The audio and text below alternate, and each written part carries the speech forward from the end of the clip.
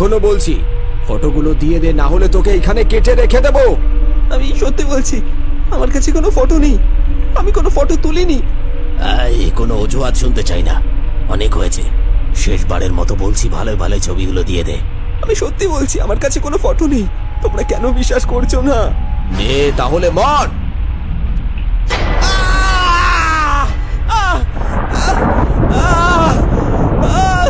আমি আমি সত্যি বলছি, আমি কোনো ফটো তুলিনি। আমাকে বাঁচাও, আমি আমি মরতে চাই না, মরতে চাই না আমি, আমাকে বাঁচাও।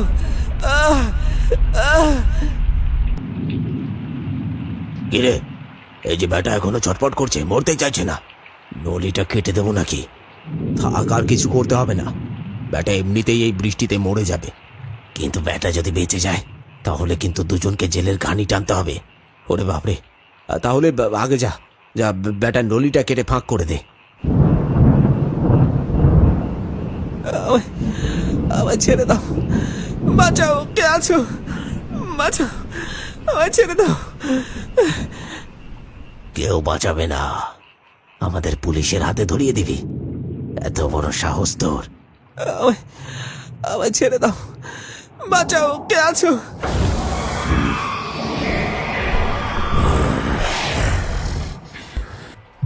কে কে ওখানে? বেরিয়ে আয়, বেরিয়ে আয় বলছি।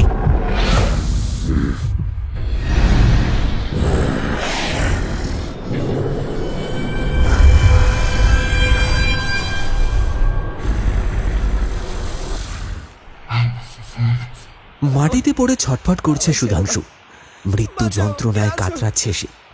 গল গল করে পেটের কাটা জায়গা থেকে বেরিয়ে আসছে চাপ চাপ রক্ত। এখনো মৃত্যু স্পর্শ করতে পারছে না তাকে। আর ঠিক সেই সময় বাঁশ গাছের আড়াল থেকে বেরিয়ে এলো এক ভয়ঙ্কর মূর্তিমান অবয়ব।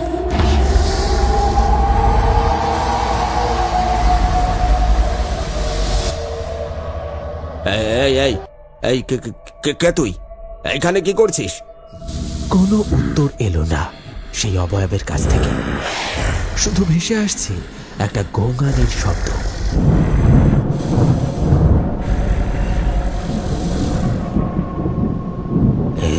এ তো সব দেখে নিয়েছে, এবার কি করবি? কেউ শেষ করে দাও, তাহলে পুলিশকে সব বলে দেবে।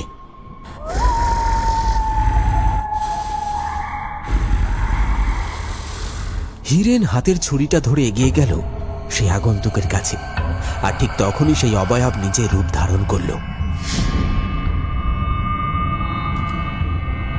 সেই বিভীষিকা দেখে হিরেন পালাতে যাবে, ঠিক তখনই সেই ভূত হিরেনের মুন্ডুটা ধরে পটাশ করে উল্টো দিকে উল্টে দিল।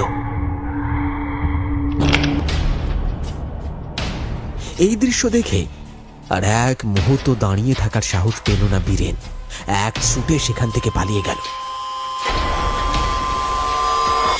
গ্রামের নাম ঝালদাগর, অজপাড়া গাঁ। গণ্ড মূর্খ কুসংস্কারে ভরপুর এই গ্রামে গজিয়ে উঠেছে একজন শিক্ষিত কুসংস্কার মুক্ত ব্যক্তিত্ব, যার নাম সুধাংশু। সে একজন ছোটখাটো সাংবাদিক। গ্রামে ঘরে আনাচে কানাচে খবরাখবর সংগ্রহ করে সোশ্যাল মিডিয়াতে, যেমন ফেসবুক, ইউটিউবে পোস্ট করে। গণ্ড মূর্খ অশিক্ষিতের মাঝে সুধাংশু যেন পাকের মধ্যে পদ্ম হয়ে ফুটে উঠেছে। খবরাখবর সংগ্রহ করতে গিয়ে সে ভাবতেও পারেনি এই রকম সমস্যায় সে জড়িয়ে পড়বে। হিরেন আর বীরেন এই গ্রামের মোড়ল শশীশেখর ভাদুড়ির লোকজন। গ্রামের এই অশিক্ষিত মানুষের চোখের আড়ালে চালিয়ে যাচ্ছেন তার 2 নম্বরই কাজ কারবার। মানুষ তা জানলেও কিন্তু হদিশ জানত না সেই সমস্ত কারবার কোথায় চালাচ্ছেন শশীশেখর ভাদুড়ি, সেই বিষয়ে কারোর কোনো বিন্দুমাত্র অভিজ্ঞতা ছিল না। ভাগ্যচক্রে সুধাংশু সেই কারবারের হদিশ পেয়ে যায়, আর তাই আজ ভাগ্য তাকে মৃত্যুর মুখে ঠেলে দিয়েছে। নিতু ঘোষের এই বাঁশবাগান বহু বছর ধরে পরিত্যক্ত। রাতের বেলা তো দূরের কথা, দিনের বেলাতেও মানুষজন এদিকে রাস্তা মারায় না। গ্রামের সবাই বলা কওয়া করে এই বাঁশবাগানে নাকি ভূতের বাস আছে।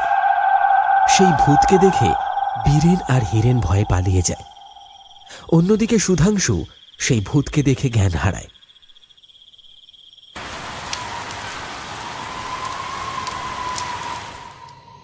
কি গো, এখনো তুমি কিছু করবে না?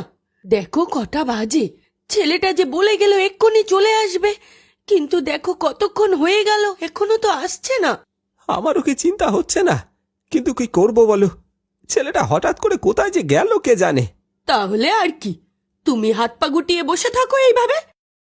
দেখো না 9টা বেজে গেল, বাইরে কি হারে বিদ্যুৎ চমকাচ্ছে। যাও না, যাও না একবার ছাতাটা নিয়ে বাইরে এগিয়ে দেখো না ছেলেটা কোথায় গেল। আচ্ছা ঠিক আছে, তুমি চিন্তা করো না, আমি এগিয়ে গিয়ে দেখছি ও কোথায় গেল। এক নাগাড়ে ঝমঝম করে বৃষ্টি হয়েই চলেছে, সাথে তাল মিলিয়ে চলেছে বিদ্যুতের ঝড়। সন্ধ্যা হতেই সুধাংশু একবার আসছি বলে বাইরে বেরিয়েছিল, কিন্তু এখনো বাড়ি ফিরছে না দেখে চিন্তা হচ্ছে তার বাবা মার। এক হাতে হ্যারিকেন আর এক হাতে ছাতা নিয়ে এই ঝড় বৃষ্টি মাথায় নিয়ে হেঁটে চলেছে সুধাংশুর বাবা।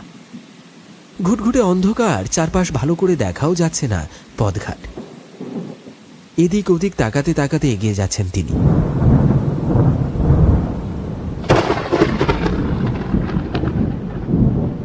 বলছি, আমাদের ছেলেটা এসেছিল এখানে? কে, সুধাংশু? না তো, ও তো আজকে আসেনি। কেন রে, কি হয়েছে? আসলে হয়েছে কি, ছেলেটা সন্ধ্যাবেলা আসছি বলে বেরোলো, এখনো ঘরে ফেরেনি, তাই চিন্তা হচ্ছে। ও, চিন্তা তো হবেই, কিন্তু ও তো আজকে এখানে আসেনি। তুই এক কাজ কর, পলাশের ছেলে ভোলার কাছে গিয়ে জিজ্ঞেস কর।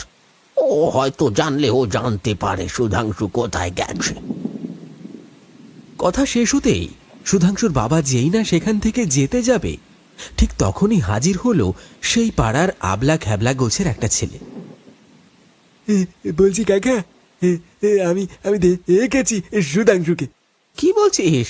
কোথায় দেখেছিস ওকে? হ্যাঁ, সন্ধ্যেবেলা ও নিতু ঘোষের বাঁশ বাগানের দিকে যাচ্ছিল। কি বলছিস কি? ওইখানে কি করতে গেছে? তো জানি না কাকা, কিন্তু আমি ওকে ওই দিকেই যে এতে দেখেছি। আর দেরি করিস না, তাড়াতাড়ি যা। জায়গাটা মোটেও ভালো না, তোর ছেলের কি যে করে কে জানে। আর এক মুহূর্ত সময় নষ্ট না করে সুধাংশুর বাবা নিতু ঘোষের বাঁশবাগানের দিকে রওনা দিল। গ্রামের সবাই জানে সেই নিতু ঘোষের বাঁশবাগানে ভূতের আস্তানা। গ্রামে যাদেরই অপঘাতে মৃত্যু ঘটেছে তারাই নাকি ওই নিতু ঘোষের বাঁশবাগানে আস্তানা করেছে। তাই রাতের পর সেই দিকে গ্রামের আর কেউ যাতায়াত করে না। কিন্তু সন্ধ্যা হতেই সুধাংশু তার বাবা মাকে আসছি বলে সেই যে বাঁশবাগানে কি করতে গেছে সেটাই বুঝে উঠতে পারছে না তার বাবা। হাতে হ্যারিকেনটা নিয়ে হন হন করে এগিয়ে চলেছে সেই নিতু ঘোষের বাঁশবাগানের দিকে। কেবল মুখে কথাটা শুনে নানান বিপদের আশঙ্কা উঁকি মারতে শুরু করেছে তার মনে। নির্জন রাস্তা দিয়ে হেঁটে চলেছে সুধাংশুর বাবা, আর ঠিক তখনই তিনি অনুভব করলেন কেউ যেন একজন তার পেছনে হেঁটে হেঁটে আসছে। গাটা ছমছম করে উঠল তার।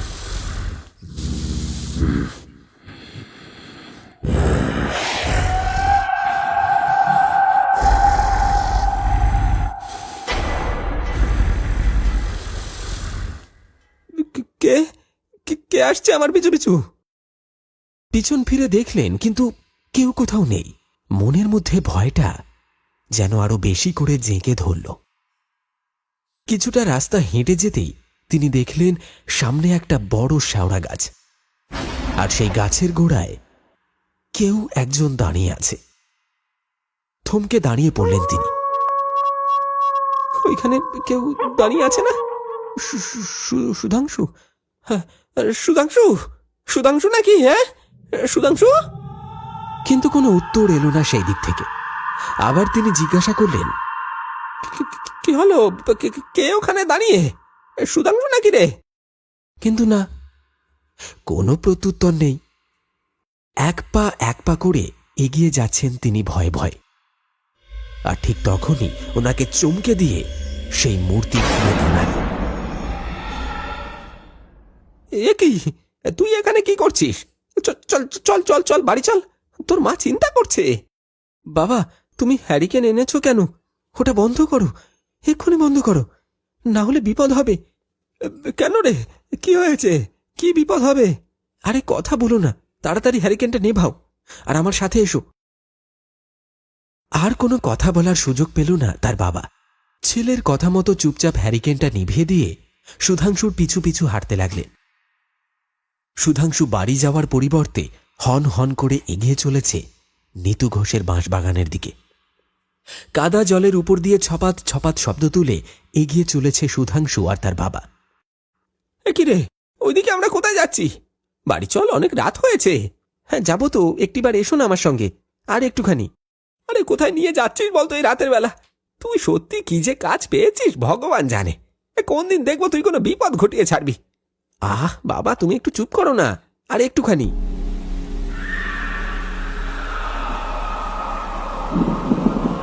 এই, ওইখানে কি একজন পড়ে আছে না? চল তো গিয়ে দেখি কি হয়েছে। কি, এ তো একেবারে আমার ছেলের মতো দেখতে। কি হয়েছে? কি হয়েছে তোর? সুধাংশু, তাড়াতাড়ি এইখানে আয়। এটা আবার কে? দেখ দেখ, তোর মতন দেখতে একদম।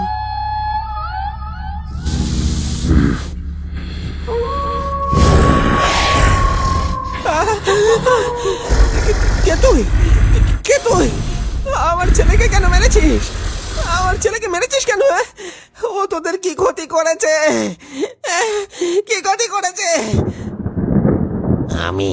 আমি ওকে মারিনি, ওকে মেরেছে তোদের গ্রামের মোড়ল শশীভূষণের লোকজন। সুধাংশু, চোখ খোল বাবা। তোর কি হয়ে গেল রে? তোর কি হয়ে গেল? ও এখনো মরেনি, জ্ঞান হারিয়েছে। তাড়াতাড়ি ওকে নিয়ে বাড়ি যা, ডাক্তার দেখা, ও বেঁচে যাবে। এরপর সুধাংশুর বাবা সুধাংশুকে ঘরে নিয়ে চলে আসে, তার চিকিৎসা করে। ইতিমধ্যেই গ্রামের লোকজন সেখানে উপস্থিত হয়েছে। সুধাংশুর বাবা সমস্ত বিষয়টা খুলে বলেন গ্রামের লোকজনকে। সুধাংশু সমস্ত প্রমাণ সহ পুরো বিষয়টা পুলিশকে জানায়, আর গ্রামের মোড়ল শশীভূষণ সহ হীরেন আর বীরেনকে গ্রেপ্তার করে।